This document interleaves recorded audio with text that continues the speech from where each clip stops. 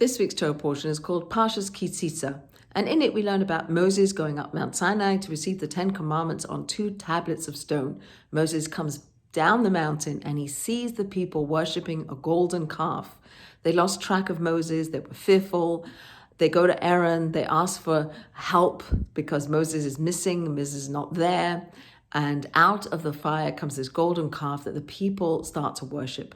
And when Moses comes down and he sees what's going on in the camp, he smashes or he breaks the 10 Commandments, the 2 tablets of stone. Moses asks God for forgiveness. The people ask forgiveness. Many of the people die because of the sin of the golden calf. And Moses goes back up the mountain to rewrite the tablets, which he then brings down on Yom Kippur, the Day of Forgiveness. So now we have a whole tablets and the broken tablets, both of which go into the Aron, into the holy ark, which is housed in the middle of the tabernacle. Inside this Aron, inside this ark, are the broken pieces and the whole pieces.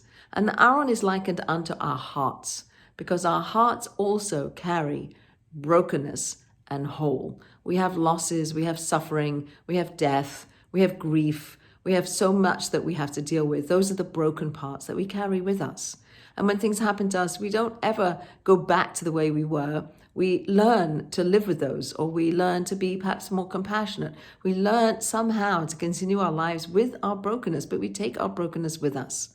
And then we have whole times, we have beautiful times, wholesome times, joyous times, sweet blessings that happen in our lives. And so we too, just like the Aron, carry the broken and the whole. And I'd like to suggest that there are a few places in our tradition where we recognize the brokenness. We have the shofar blast, which is a broken shfarim. It's a broken, it's a crying, it's a sobbing that the shofar sound emits that is likened unto our crying and our sobbing and our brokenness.